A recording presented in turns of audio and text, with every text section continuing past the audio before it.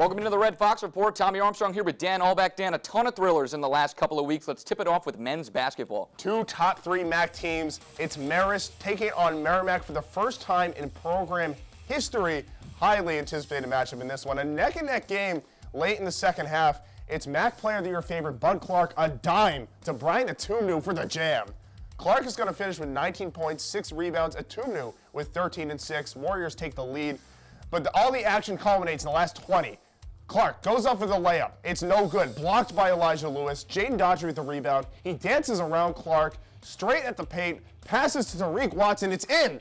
Marist with a 1-point lead, 7.7 remaining. Clark marches up. It's stolen away by Jaden Daughtry. Back to Clark, up with the lob. It's in for Brian Atumnu at the last second, but not yet. We take a closer look at the slow-mo. Brian Atumnu did not get the ball off in time. Marist escapes narrowly and passes Merrimack in the standings. Over to men's lacrosse as they host Binghamton, looking to get back into the win column after a loss to Jacksonville.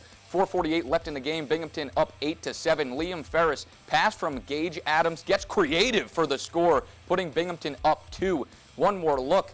Ferris goes between the legs, feeling himself today with 3 goals, 2 assists, and a SportsCenter top 10 highlight. 1:25 left. Binghamton with the 2-goal lead.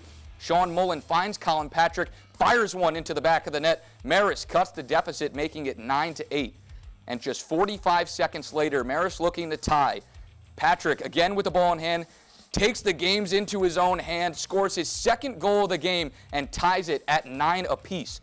Final seconds, Marist looking to win it now. Drew Anderson gives it to Mullen up top. No other choice but to do it himself. Hero at the horn. Scores the goal at the buzzer. The Red Foxes 3 goals in the last 90 seconds to escape with the win.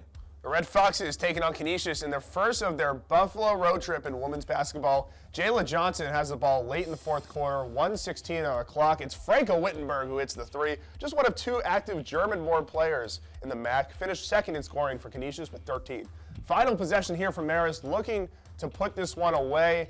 In the corner, it's Kira Croker, but she misses the 3, and we're going to overtime. Canisius hasn't won in overtime since February 2023 against St. Peter's. Daniel Williamson gets the ball from Marist, almost loses it at the top of the perimeter, fires and hits it. She hits a 3-point shot, one of 4 Red Foxes to finish with 10-plus points. Lexi Tarul led the game with 19 points, tying her career best. Morgan Lee also setting a career best with 7 blocks. Marist goes on to win, 69-62. Circle back to men's basketball as they take on Niagara. Josh Pasquarelli coming off of a career night in his last game. Early on in the first half, ball finds Caleb Macri, spot up 3, book it.